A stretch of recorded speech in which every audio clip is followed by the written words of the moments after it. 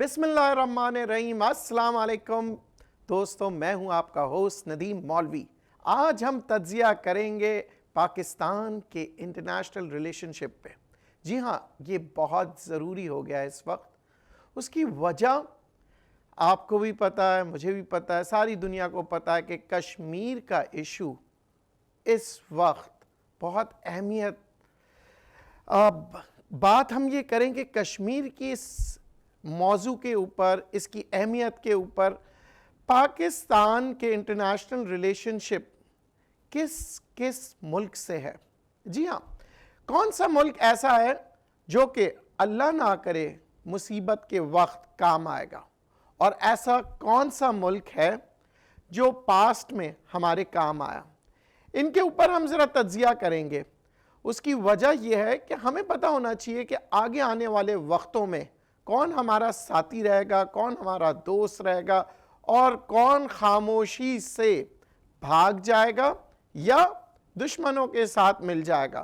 یہ بہت ضروری ہے، یہ وقت کا تقاضا بھی ہے کہ ہم سب کو پتہ ہونا چاہیے کہ کیا ہو رہا ہے اور کیا ہو سکتا ہے۔ ناظرین، ہم بات کریں گے سیکیورٹی کونسل کی بڑی امیدیں پاکستان نے لگائی، اور میرے خیال سے سارے پاکستانیوں کے یہ سوچ تھا کہ سیکیورٹی کونسل سے یہ بند کمرے کا جب اجلاس ہوگا اس سے نکلیں گے، بہت ہی زوردار قسم کا ایک جھٹکا لگے گا ہندوستان کو، پر ایسا نہیں ہوا۔ کیا وجہ ہے؟ کیا وجہ تھی کہ اس بند کمرے کے اجلاس میں سننے میں یہ آ رہا ہے کہ چین واحد ملک تھا جس نے پاکستان کا ساتھ دیتے ہوئے کہا کہ ہندوستان نے یہ بہت بڑی غلطی کی ہے اور غلط کام کیا ہے۔ جی ہاں، اور باقی سننے میں یہ بھی آ رہا ہے کہ کچھ دوست ہمارے جو کہتے ہیں امریکہ اور فرانس، ان کی طرف سے کچھ گرم جوشی نظر نہیں آئی۔ کیا وجہ ہے؟ اس کے اوپر بھی آج ضرور ہم بات کریں گے، اور ساتھ ساتھ یہ بھی دیکھا جا رہا ہے کہ آگے آنے والے وقتوں میں دنیا پاکستان، کشمیر اور ہندوستان سے کیا فائدہ اٹھائے گی اور کیا نقصانات ہوں گے پاکستان میں، ہندوستان میں اور کشمیر میں۔ جی ہاں ناظرین، یہ اکثر پرانی کہاوت ہے کہ دو شخص جب لڑتے ہیں تو کسی تیسرے کا فائدہ ہو رہا ہوتا ہے، پر نقصان ہمیشہ ان دو شخص کا ہوتا ہے جو لڑ رہے ہوتے ہیں۔ صاف ظاہر ہے، کیونکہ ایک شخص اگر کسی کو مارتا ہے تو دوسرے کو بھی تکلیف ہوتی ہے، اور دوسرا مارتا ہے تو اسے بھی تکلیف ہوتی ہے، یعنی جنگ میں فائدہ کسی کا نہیں ہے۔ پھر یہ جنگ کی طرف کیوں ہمیں لے جایا جا رہا ہے، جبکہ دیکھا یہ گیا ہے کہ پاکستان کئی مہینوں سے صبر کے ساتھ، تحمل کے ساتھ، محبت کے ساتھ ہندوستان سے پیش آ رہا ہے۔ وہ یہ چاہ رہا ہے کہ جنگ نہ ہو۔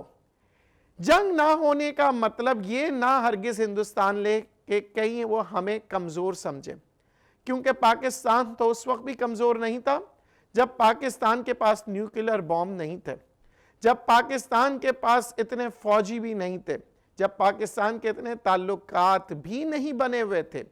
آج پاکستان کا انٹرنیشنل ریلیشن شپ کی ہم بات کریں گے کہ پاکستان کے تعلقات کہاں کہاں ہیں۔ کیا ہندوستان بھول گیا ہے کہ جب پہلے بھی جنگ ہوئی تھی تو چین ہمارے ساتھ کھڑا ہوا تھا، چین کے ساتھ ساتھ ایران تھے، ترکی تھا، اور اس کے ساتھ ہی ایک جگہ پہ سوچنے والی بات ہے آج کے تجزیے میں۔ اگر ہم 71 کی بات کریں، جب پاکستان اس خوش فہمی میں ہی میں کہوں گا تھا کہ امریکہ جو ہے پاکستان کا ساتھ دے رہا ہے، 71 کی اگر ہم بات کریں، اور اس میں امریکہ نے کہا تھا کہ ہم 7 فلیٹ بھیج رہے ہیں، ایک ایسی ہم طاقت بھیج رہے ہیں جس سے پاکستان ہندوستان کو شکست دے دے گا، جس سے پاکستان میں مزید طاقت آئے گی۔ مگر افسوس کے ساتھ عوام اور پاکستان اس 7 فلیٹ کا انتظار کرتے رہے، مگر 7 فلیٹ نہیں آیا۔ امریکہ کے وہ وعدے دھرے کے دھرے رہ گئے۔ پر ایک وقت وہ بھی ہم نے دیکھا ہے کہ 1947 کے بعد سب سے پہلے یہ تاریخ گواہ ہے، اگر پاکستان کو کسی نے عزت دی، محبت دی، پہچان دیا اور ریکگنائزیشن دی، وہ تھا امریکہ۔ جی ہاں، افغانستان نہیں تھا۔ افغانستان پاکستان کے فیور میں نہیں تھا، جبکہ وہ اسلامی ملک اس وقت بھی تھا، اسلام اور مسلمان وہاں موجود تھے۔ امریکہ نے اس وقت ساتھ کیوں دیا، اس کے اوپر بھی ایک نظر ڈالیں گے، کوشش کریں گے کہ آپ کو ماضی میں لے جائیں، جب امریکہ پاکستان کا 60s کا دور تھا، بلکہ 40s سے ہی ہم شروع کرتے ہیں، 48 کے بعد سے ہی، جب امریکہ پاکستان کو خوش آمدید کہا، اس نے اس نقشے کے اوپر جب پاکستان آ گیا، اس کے بعد امریکہ مالی طور پہ اور آرمی کو بہترین سے بہترین بنانے کے لیے دن اور رات پاکستان کا ساتھ دیتا رہا۔ اس کی کیا وجہ تھی؟ امریکہ سے اکثر لوگ کہتے ہیں کہ Americans are very well planned people, اور پلانرز ہیں، یعنی کہ اگر ان کو کوئی چیز حملہ کرنا ہے یا کسی ملک پہ حملہ کرنا ہے یا کوئی بھی چیز کرنا ہے، وہ آج نہیں سوچتے، بلکہ 5 سال 10 سال 50 سال پہلے سے ان کی پلاننگ ہو رہی ہوتی ہے کہ وہ کیا کرنے جا رہے ہیں۔ تو 1947 کے بعد سے انہوں نے جو پلاننگ کی تھی کہ جی ہاں، رشیا کے ساتھ اگر کسی طرح سے ہم پاکستان کے ذریعے رشیا کو ہم کمزور کر سکتے ہیں تو پاکستان ہی کے ذریعے۔ اس کی وجہ کیا تھی؟ کیا پاکستان کی فوج؟ نہیں، اس وقت تو کوئی فوج اتنی نہیں تھی۔ پاکستان کی جگہ کی اہمیت جو آج بھی اسی اہمیت، بلکہ ہم کہیں گے اس سے زیادہ بڑی اہمیت کی جگہ ہے۔ جی ہاں، اللہ پاک کا یہ شکر ہے کہ پاکستان کی جو جگہ ہے آج بھی بہت بڑی اہمیت رکھتی ہے۔ یہ اللہ کا دی ہوئی زمین جسے میں اور آپ پاکستان کہتے ہیں اور بڑے فخر سے رہتے ہیں۔ کبھی سوچئے گا، یہ وہ ملک ہے جو اگر پاکستان امریکہ کا ساتھ نہیں دیتا تو وہ افغانستان کے اوپر کسی بھی طرح سے قابو نہیں کر پاتا، نہ ہی وہ رشیا کے اوپر قابو کر پاتا، اور اس کے ساتھ ساتھ گلف کے ممالک میں پاکستان جب ہوتا ہے تو امریکہ بہت سے، یعنی کہ ہر جگہ پہ نظر رکھ سکتا ہے۔ گلفی کی ہم بات کیوں کریں، ساؤتھ ایسٹ ایشیا کے اوپر بھی۔ اس کی وجہ یہ ہے کہ آپ اگر میپ پہ جائیں گے دیکھیے گا کہ سی روٹس جو ہے نا، وہ بہت ہی ایک دوسرے کو، پاکستان کی جو پوزیشن ہے اس کو باقاعدہ کنیکٹ کر رہی ہے ہر جگہ سے، یہاں تک کہ افریقہ۔ تو یعنی آپ سمجھ لیں آدھی سے ساری دنیا جو ہے وہ پاکستان سے کنیکٹ ہو رہی ہے۔ جی ہاں، اگر سی روٹ کی ہم بات کریں تو ایسٹ افریقہ کی ہم بات کر رہے ہیں، اس کے بعد پرشین گلف کی بات کر رہے ہیں، وہ اگین ڈسپیوٹڈ ہے، جو کچھ لوگ کہتے ہیں عربین گلف۔ اینی وے، پھر ہم بات کریں عربین سی کی طرف، پھر ہم بات کرتے ہیں سری لنکا سے اگر ہم آگے کی طرف جاتے ہیں، تو یہ پورا ایریا ہمارا دیکھیں، it's a very important location in the map. اب اس لوکیشن کو یوز کرنے کے لیے امریکہ نے 1947 سے ہی پلاننگ کی تھی کہ پاکستان کو ہم ہر جگہ استعمال کریں گے۔ یہی وجہ تھی ناظرین کہ پاکستان اور امریکہ کی ایک دوستی برقرار رہی، پر کیا یہ ایک ایسی دوستی تھی جس میں پاکستان ہی فائدہ اٹھا رہا تھا یا امریکہ؟ یہ سوچنے والی بات ہے۔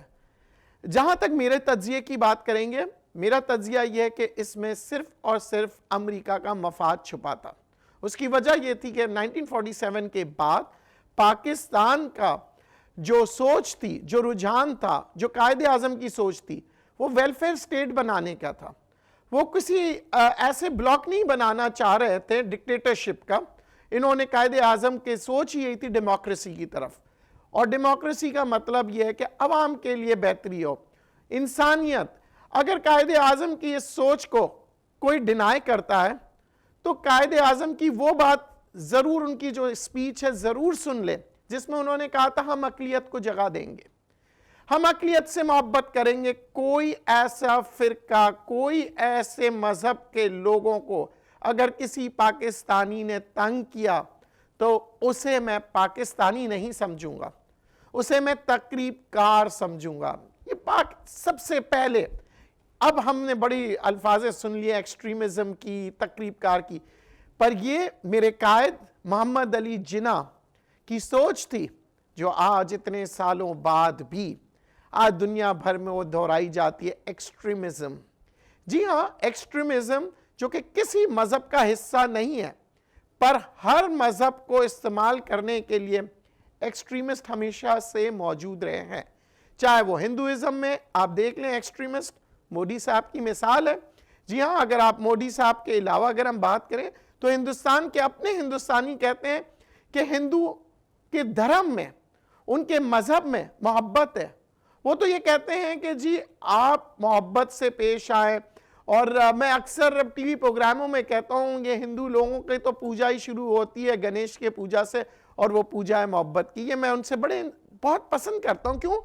کیونکہ عبادت بھی اللہ کے پاس بھی جانا ہے نا، تو محبت سے جائیں، خلوص سے جائیں، نیت سے جائیں۔ ہمارا تو عقیدہ یہ ہے کہ ہم ایک اللہ کے ماننے والے ہیں، محبت سے، خلوص سے، سب جگہوں سے جاتے ہیں۔ اب یہ بات ہے کہ اللہ بھی ہمیں کہتا ہے کہ اپنے ہمسایوں کے ساتھ دوستی کرو، ٹھیک ہے؟ اور انٹرنیشنل ریلیشن شپ کی ہم بات کرتے ہیں تو ایک مسلمان ملک ہونے کے ناطے ہمارا یہ فرض بنتا ہے کہ ہم تعلقات سب سے بنائے رکھیں۔ پر آج کل کی دنیا میں مفاد کی دوست، مطلب پرست دوست، ملک بھی اب وہ ملک نہیں رہا ہے۔ جی ہاں، ہر ملک اپنی مفاد کا سوچ رہا ہوتا ہے۔ انسانیت کا اگر سوچتا تو آج پاکستان کیا تمام دنیا میں آپ امن دیکھتے ہیں۔ آج کہاں امن ہے؟ سعودی عربیہ یمن سے گھبرا رہا ہے، نارتھ کوریا ساؤتھ کوریا کا مسئلہ ہے، پاکستان ہندوستان کا مسئلہ ہے، برطانیہ کا آئرش لوگوں سے، آئرلینڈ سے مسئلہ ہے، سائپرس کا ترکی سے مسئلہ ہے۔ دنیا بھر میں مسئلے مسائل چل رہے ہیں۔ اس کی وجہ یہ ہے کہ ہر ملک انسانیت کو چھوڑ کے وہ حاصل کرنا چاہ رہا ہے دنیاوی دولت۔ تو کیا یہ دنیاوی دولت اس دنیا کو خوبصورت بنا سکے گی؟ کیا یہ دنیاوی دولت نے انٹرنیشنل ریلیشن شپس ڈیولپ کر لیے ہیں؟ اگر ایسی بات ہے تو آج امریکنز جو ہیں وہ اپنے آپ کو سیکیورڈ کیوں نہیں محفوظ کرتے؟ وہ فیل نہیں کرتے سیکیورڈ۔ اس کی وجہ یہ ہے کہ وہ جس ملک میں جاتے ہیں ان سے کہا جاتا ہے کہ جی آپ سیکیورٹی کا خیال رکھیں۔ آج کوئی ان کی ایمبیسی ایسی نہیں ہے کہ آپ آرام سے ان کی ایمبیسی میں چلے جائیں جیسے کہ کئی سال پہلے تھا۔ جی ہاں، American embassies were free. I remember کہ ہم ان کی لائبریری میں جاتے تھے، کوئی ایسا کوئی پرابلم نہیں ہوتا تھا۔ آج ان کی کاؤنسلیٹس میں جانا، ان کے ایمبیسیز میں جانا، ان کے ریپریزنٹیٹیو سے بات کرنا اتنا مشکل ہے۔ کیوں؟ کیونکہ انہوں نے اپنے لیے والز کھڑی کرنا شروع کر دیے، اور یہ والز اب امریکہ میں بھی کریٹ ہو جائے گی۔ کیونکہ ایک سوال میں آپ لوگوں سے کرتا ہوں جو اوورسیز پاکستانی ہیں، do you think you are secured in America?